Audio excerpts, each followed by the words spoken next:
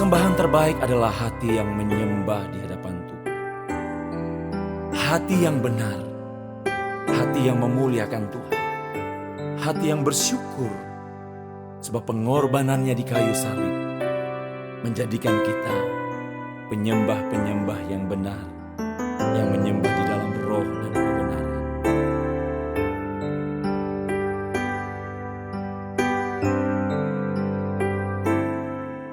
Ku bawa kepadamu, oh Tuhan, persembahanku ini. Ku ingin Engkau menerima korban syukurku melalui pujian. Takkan pernah ku bawa selain yang terbaik, yang harum dan sejati di hadapan katamu.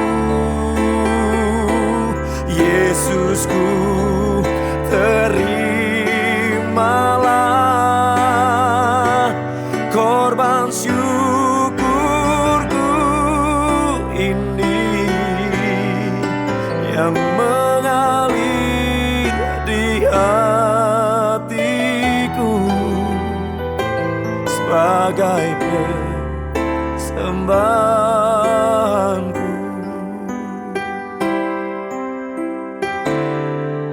Ku bawa kepadamu, oh Tuhan, persembahanku ini.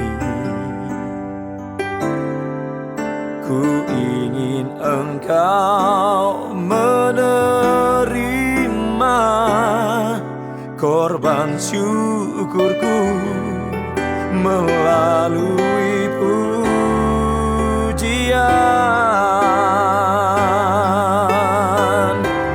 Takkan pernah ku bawa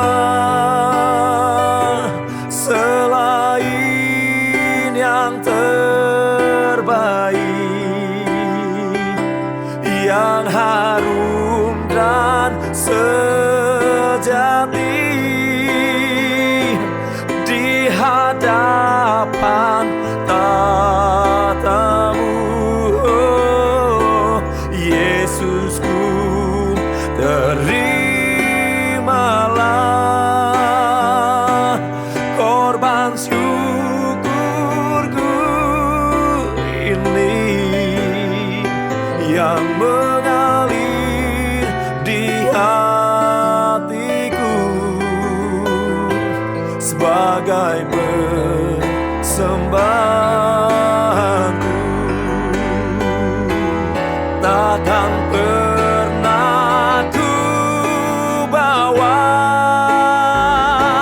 selain yang terbaik, yang harum dan sejati di hadapan tatamu. Oh, Yesusku, terimalah korban syukurku ini yang mengalir di hatiku sebagai penyembahanku, yang mengalir di hatiku sebagai penyembahanku.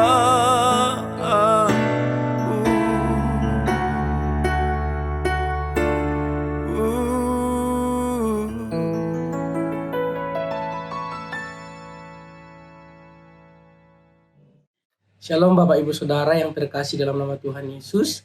Kita bersyukur pada pagi hari ini kita masih boleh mendengarkan renungan firman Tuhan pagi hari ini. Bapak Ibu Saudara, pada pagi hari ini kita akan berbicara tentang motivasi di dalam mengikut Yesus. Kita bersyukur kalau kita ada sampai hari ini sebagai pengikut-pengikut Kristus. Bahkan kita disebut sebagai seorang Kristen, yang artinya adalah pengikut Yesus. Bapak Ibu Saudara, banyak di dunia ini, bahkan di Indonesia ini, yang mau merelakan diri untuk mengikuti Yesus.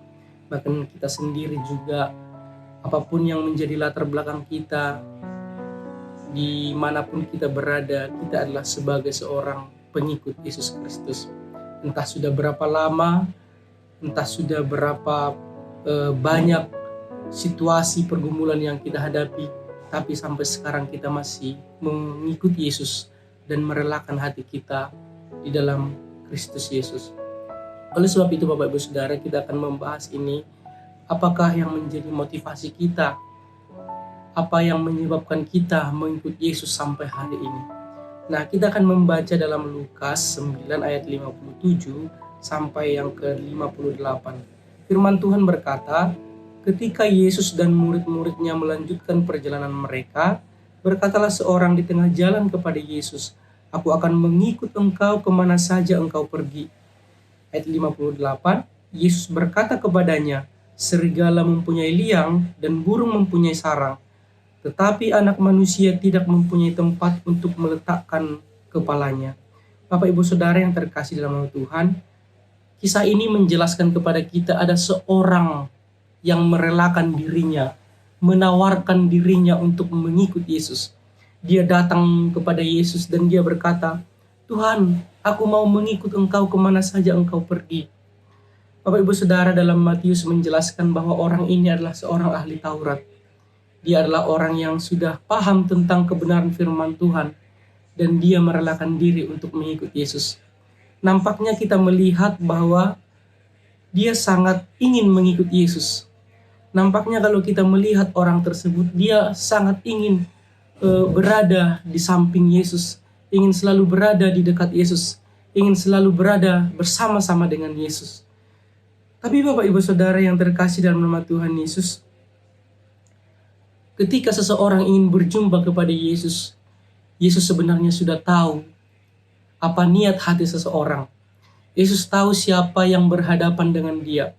Yesus tahu ketika seseorang dekat dengan dia, ketika seseorang berbicara dengan dia, ketika ada seseorang yang ingin berbicara kepada Yesus, sebenarnya Yesus sudah tahu apa yang ada dalam hati seseorang tersebut.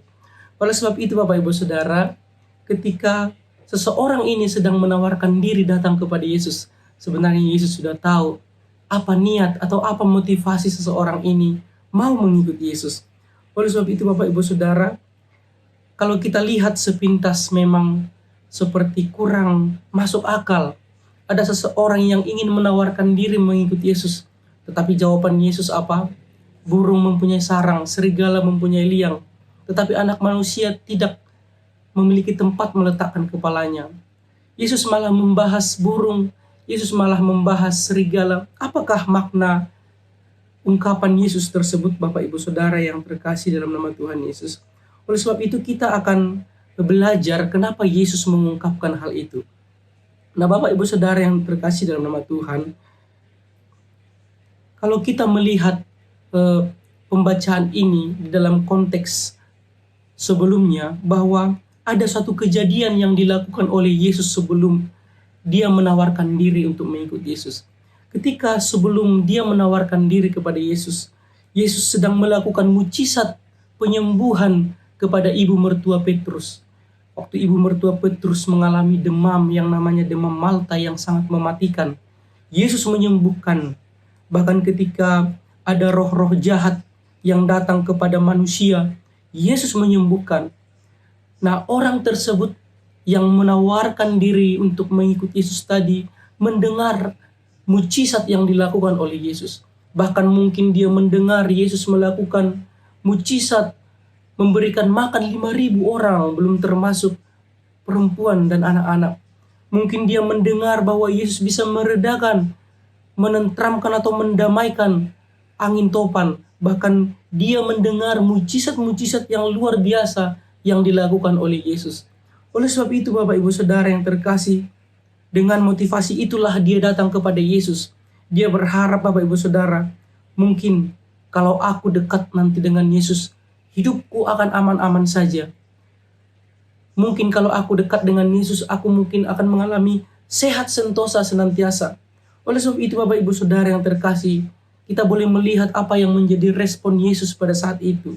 Yesus mengatakan seperti ini Bapak Ibu Saudara, serigala mempunyai liang dan burung mempunyai sarang, tetapi anak manusia tidak mempunyai tempat untuk meletakkan kepalanya.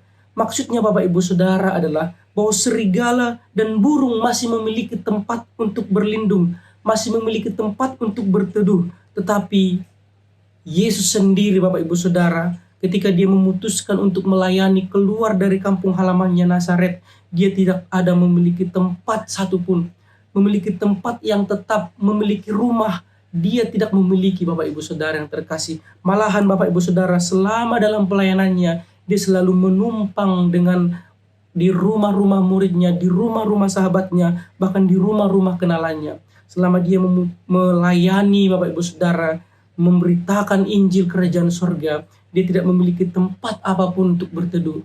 Oleh sebab itu, Yesus mengatakan, burung mempunyai sarang dan serigala mempunyai liang untuk berteduh, untuk berlindung. Tetapi anak manusia tidak memiliki tempat. Artinya Bapak Ibu Saudara, mengikut Yesus tidaklah seenak yang dipikirkan seseorang yang ingin merelakan diri untuk mengikut Yesus. Karena motivasinya sejak awal Bapak Ibu Saudara, dia mau mengikut Yesus dengan hidup untuk enak saja. Oh, nanti kalau mengikut Yesus tidak akan ada kelaparan. Oh, nanti kalau untuk mengikut Yesus tidak akan ada sakit penyakit. Kalau mengikut Yesus pasti hidupku damai-damai saja, tentram, kaya raya, dan banyak pengikut, banyak followers. Tetapi Yesus mengatakan bahwa ketika mau mengikut dia, meletakkan kepalanya saja tidak ada tempat. Oleh sebab itu Yesus mau menjelaskan Bapak Ibu Saudara, bahwa mengikut dia bukanlah suatu hal yang gampang Bapak Ibu Saudara. Mengikut dia bukan hal yang enak. Dia sering difitnah.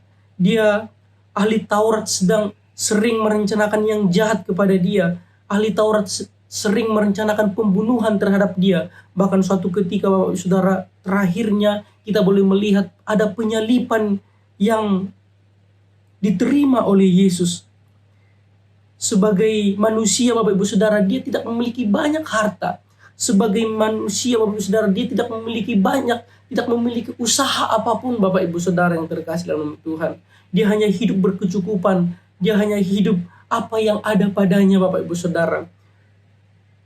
Kita melihat tadi dan mendengar seseorang yang datang merelakan diri untuk mengikut Yesus. Dia mau mengikuti Yesus dengan motivasi supaya dia enak, supaya dia tidak memiliki penderitaan, supaya dia tidak memiliki sakit penyakit. Dia memiliki motivasi yang seperti itu. Tetapi Yesus mengatakan bahwa anak manusia tidak memiliki tempat untuk meletakkan kepalanya. Artinya Bapak Ibu Saudara, untuk mengikut Yesus tidak ada enak. Itu adalah motivasi yang salah Bapak Ibu Saudara. Karena kita tahu Bapak Ibu Saudara, di dalam mengikut Yesus, kita dikatakan harus memikul salib kita, harus menyangkal diri kita.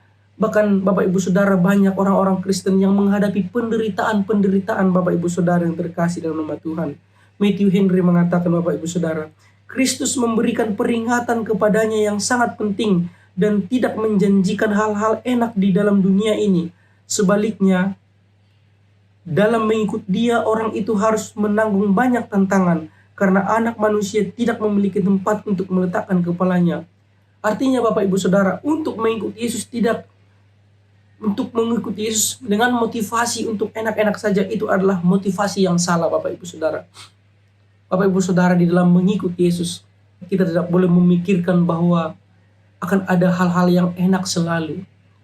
Di dalam mengikuti Yesus Bapak Ibu Saudara, jalan tidak akan selalu rata dan langit tidak akan selalu biru.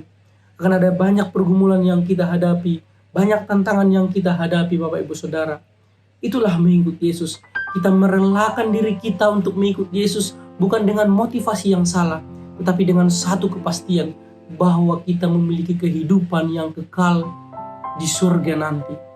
Dengan motivasi materialisme, motivasi yang salah untuk mengikut Yesus hendaknya hilang dalam pikiran kita, Bapak Ibu Saudara. Mari kita mau mengikut Yesus dengan motivasi yang murni, bukan dengan motivasi yang salah untuk membuat kehidupan kita enak-enak selalu dan sebagainya, Bapak Ibu Saudara. Oleh sebab itu, Bapak Ibu Saudara, renungan firman Tuhan ini biarlah mengingatkan kita kembali bagaimana memiliki motivasi yang benar di dalam mengikuti Yesus Kristus. Mari kita bersatu di dalam doa. Bapa di sorga, kami sangat bersyukur Tuhan untuk firman Tuhan yang menegur kami kembali tentang mengikut Engkau. Bagaimana motivasi kami Tuhan, Engkau sudah tahu. Oleh sebab itu Tuhan, jika Engkau mendapati motivasi kami yang salah dalam mengikut Engkau, tolong Tuhan, arahkan kembali kami ke dalam jalan yang benar, ke dalam motivasi yang benar dalam mengikut Engkau. Terima kasih Tuhan Yesus yang menjadi doa sembahan kami. Dalam nama Tuhan Yesus kami berdoa dan mengucap syukur. Haleluya. Amin. Shalom Bapak Ibu Saudara, Tuhan Yesus memberkati.